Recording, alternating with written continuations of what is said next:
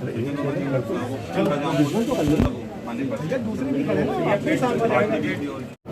Police का कोई भरोसे मैंने मुलाकात की। ये मध्य प्रदेश, आवाज बंद करो भाई, ये मध्य प्रदेश के इतिहास में मैं मानता हूँ सबसे कलंकित कांड हुआ है। मध्य प्रदेश का नाम पूरे देश भर में बदनाम हुआ और ऐसा अपराध जो भारतीय जनता पार्टी के नेताओं के संरक्षण में ये हुआ है, बड़ी दुख की केवल बात नहीं है, बड़ी चिंता की बात है। मैंने अभी परिवारजन से बात करी कि किस प्रकार उनको रिपोर्ट लिखाने में भी परेशानी हुई। रिपोर्ट जब लिखाई पुलिस ने गंभीरता से नहीं किया, क्योंकि जो मुख्य आरोपी थे उनको भारतीय जनता पार्टी के नेताओं का संरक्षण, ये जो हिंसा का वातावरण, अपराध का वातावरण बना है प्रदेश में, ये अपराध का वातावरण तब बनता है, तब लोगों में हिम्मत होती है जब सरकार का संरक्षण हो, भारतीय जनता पार्टी के नेताओं का संरक्षण हो, तब ऐसा वातावरण बनता है। ये वातावरण तो यहाँ बना पूरे प्रदेश में।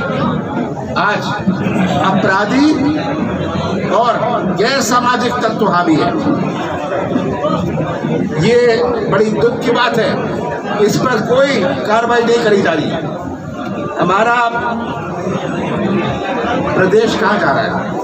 हर चीज को दबाने और छिपाने का। शुरू में मुझे परिवार ने कहा, उनके बच्चों को कहा कि आप चले जाइए अपने काम पर, हम देख लेंगे। मैं तो चाहूंगा आप इनके परिवार से बात करें। इनको कह रहे थे रवाना होइए, हम जांच कर लेंगे, किसी तरह ये मामला दबा दिया जाए, छिपा दिया जाए। हमारा प्रदेश कहाँ घसीटा जा रहा है। पहले कोविड का पहला वेव, जहाँ शिवराज जी कहते थे कोरोना नहीं डरोना है, लॉकडाउन, कोई अस्पतालों में व्यवस्था नहीं, कोई अस्पताल में बेड नहीं, और महीनों से सावधान करे जा रहे थे कि कोविड का वेव आने वाला है। अपना प्रदेश पहला फेज कोविड-1 से निकला बाहर, कोई तैयारी नहीं दूसरे फेज की, और दबाने और छिपाने, मृत्युओं की आंकड़े दबा दो। मैंने तो कहा था कि आप शमशान घाट और कब्रिस्तान में जितने लोग आए उसका 80% मांग लीजिए कोरोना से है। मध्य प्रदेश में कम से कम 2 लाख लोगों की मौत हुई है। ये मैं नहीं कह रहा, शमशान घाट के आंकड़े कह रहे हैं, कब्रिस्तान के आंकड़े कह रहे हैं, पर किसी तरह इसे दबा दिया जाए। इससे अपना प्रदेश तो बदनाम हुआ, पर अपना देश भी बदनाम हुआ। आज कितने देश हैं जिन्होंने रोक लगा दी कि भारत के व्यक्ति हमारे यहाँ नहीं आ सकते, कितनी रोक लगा दी कि हमारे लोग भी भारत नहीं जा सकते। क्यों ये किया? क्योंकि वो जानते हैं कि भारत के आंकड़े फर्जी हैं। तो पहले फेज दूसरे फेज में कोई प्रबंध नहीं, हमारा हर वर्ग परेशान हुआ, हमारे नौजवानों के पास कोई उपाय नहीं, अर्थव्यवस्था चौपट, आर्थिक गतिविधि चौपट। अर्थव्यवस्था अपनी जगह होती है, पर आर्थिक गतिविधि अपनी जगह होती है। जिसका चाट का ठेला भी लगता है वो आर्थिक गतिविधि उससे ऊपर, आर्थिक गतिविधि नहीं। बिजली का बिल लोग दे नहीं पा रहे, बिजली के रेट बढ़ा रहे हैं, महंगाई का हाल क्या है? पेट्रोल का ले, डीजल का ले, खाने का तेल का ले, चावल का ले, गेहूं का ले। महंगाई से में आज प्रदेश डूब रहा है, अपराध में आज अपना प्रदेश डूब रहा है। इसकी गवाह मैं नहीं बोल रहा, पूरी मध्य प्रदेश की जनता इसकी गवाह है, और हमारा किसान तरफ खाद के भाव, बीज के भाव, मूल्य, कहते हैं हम समर्थन मूल्य दे रहे हैं। कितनों को समर्थन मूल्य मिलता है? और जिनको मिलता है कितनी कमीशन लेके उनको समर्थन मूल्य मिलता है।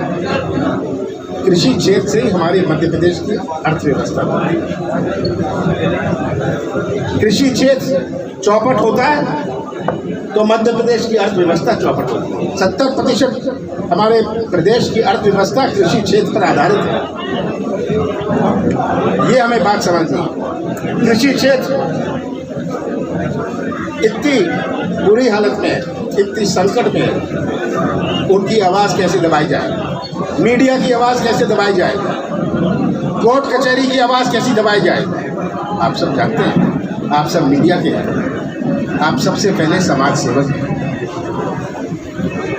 और मैं तो ये भी आपसे आग्रह करूँगा कि आपके जो मूल्य हैं उन मूल्यों से सौदा मत करें,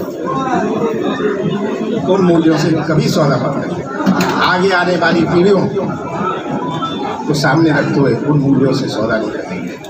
आज हमारे नौजवान का क्या भविष्य है? हमारे नौजवान जो मध्य प्रदेश का निर्माण करेंगे, रोजगार के नए मौके नहीं, जो रोजगार थे वो बेरोजगार हो गए। आज मोदी जी रोजगार के बारे में बात नहीं करेंगे।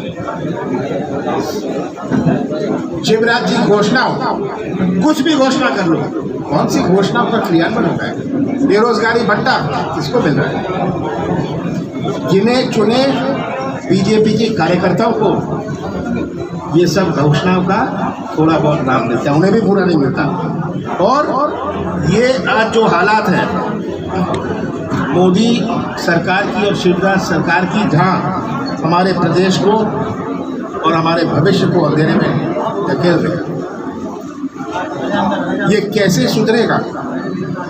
सुधारने में भी बड़ा समय लगता है। मैं तो यही कहना चाहता हूँ, जो हमारा मध्यम वर्ग था ये गरीब होता जा रहा है, जो गरीब वर्ग था ये भिखारी बनता जा रहा है। ये हालात अपने प्रदेश में बड़े दुख के साथ मैं आया हूँ।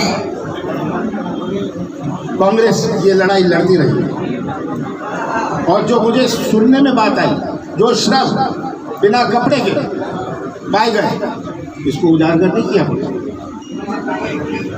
परिवार ने मुझे बताया कि उनको कुछ दिन रखा, उनके साथ क्या क्या नहीं किया और तब गड्ढे में गड़ा। ये सोच के नमक के साथ यूरिया के साथ, यूरिया के साथ गाड़ा, कैसे सोच के, हिम्मत कैसे पड़ी? मेरा तो ये प्रश्न है।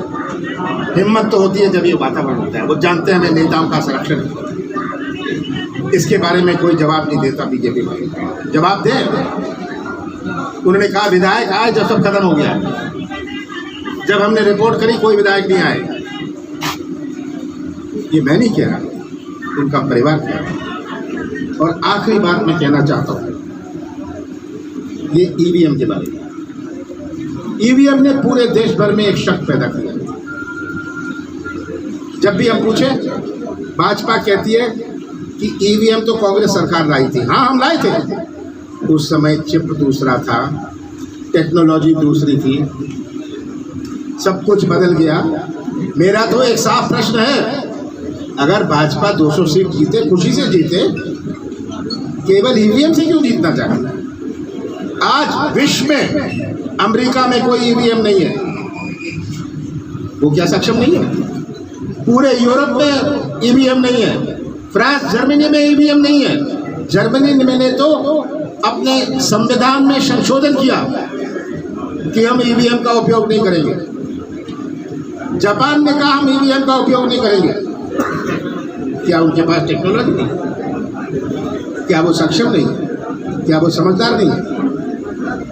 तो कौन सी जिद है कि हम केवल ईवीएम से करेंगे और केवल ईवीएम से ही जीतेंगे? ये बात आज मैं जनता के सामने रखता हूं। जीतिए, खुशी से जीतिए, आप जनता को लूटिए मत। जब आप ईवीएम में घपला होता है, आप किसी पार्टी को नहीं लूट रहे, आप जनता को लूट रहे हैं, जनता के फैसले को आप लूट रहे हैं। हमने मांग रखी है कि इसमें सीबीआई की जांच हो। इस पुलिस का कोई भरोसा नहीं, जो उनका व्यवहार रहा हमें कोई भरोसा नहीं। पुलिस कौन सी दबाव में है? मैं तो पुलिस से कहता हूँ आप अपनी वर्दी की इज्जत करिए, नेताओं की इज्जत मत करिएगा, सबसे पहले अपनी वर्दी की इज्जत करिए। तो हम तो मांग कर रहे हैं सीबीआई जांच। आपको क्यों संकोच है? और सीबीआई जांच के साथ मैं चाहता हूं कि एक नागरिक समिति बने, गैर राजनीतिक नागरिक समिति बने। आप लोग बनवाइए, एक नागरिक समिति बने जो इसकी पूरी जांच में लगे। ये हमारे समाज का एक कर्तव्य बनता है। कांग्रेस इसकी लड़ाई कहाँ तक लड़ेगी? कांग्रेस हम लड़ाई अंत तक लड़ेंगे।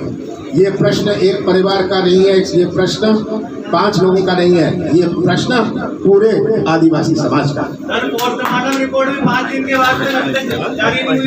सर आपके पूर्व मैंने घोषणा की है कि कांग्रेस की ओर से हम परिवार के 5 सदस्यों को 5-5 लाख रुपए देंगे कांग्रेस पार्टी के। जिसको पूछना है भाजपा के सर सीधे आप आरोप लगा रहे हैं बीजेपी नेताओं पर। कौन है वो बीजेपी नेता जो इन्हें बचा रहे थे? आप परिवार से पूछिए, मेरे से मत पूछिए। ये फोटो बता रही है, सबूत बता रहे हैं। भाई पुलिस की पूरी लापरवाही है, तो अभी तक किसी भी पुलिसकर्मी या पुलिस अधिकारी पे कार्रवाई नहीं हुई, क्या कहेंगे? यही तो मैं कहता हूँ, अगर उनका संरक्षण है, ये तो साबित कर रहा है, ये बात पूरी साबित हो रही है कि ऐसा वातावरण पूरे पुलिस विभाग में बना हुआ है कि उनके संरक्षण में जो गैर कानूनी चीज होनी है, जैसा भी अपराध होना है होए।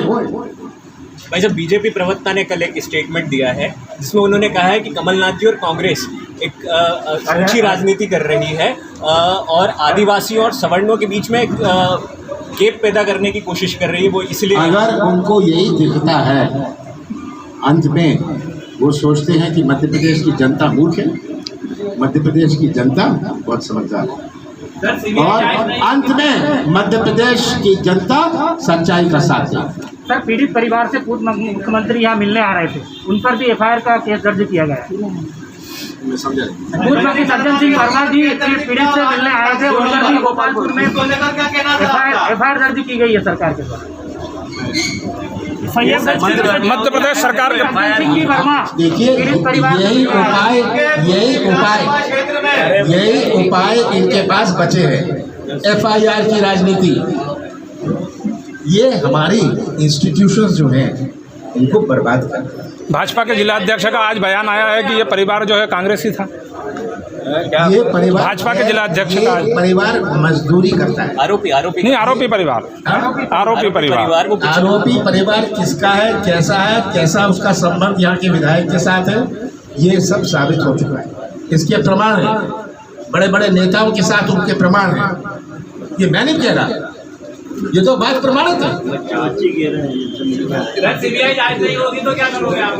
मैंने कहा है हम ये लड़ाई लड़ते रहेंगे, आखिरी तक लड़ेंगे, क्योंकि ये लड़ाई एक परिवार की नहीं है, ये लड़ाई पूरे आदिवासी समाज की लड़ाई हम लड़ेंगे। जैसे कांग्रेस ने हमेशा लड़ी है, हम ये लड़ाई लड़ते रहेंगे। सर कल आंदोलन के दौरान मीडिया कर्मियों को धक्का मुक्की दी गई और उन्हें भी अपशब्द किए गए। क्या बोल रहे हो? देश पार्टी का जो कल आंदोलन था उसमें मीडिया कर्मियों को अपशब्द कहे गए। किसने अशब्द है? मंच से आदिवासी संगठन के लोग। देखिए, कभी भावनाएं उत्तेजित हो जाती हैं, आप समझ जाइए, कभी कभी भावनाएं उत्तेजित हो जाती है, ये बात आपको समझनी है, ये बड़ी नेचुरल बात है। तो अगर आप सबके साथ जुड़ी बात किया, मैं उसके लिए माफी मांग लेता हूँ। आप सबका बहुत बहुत धन्यवाद।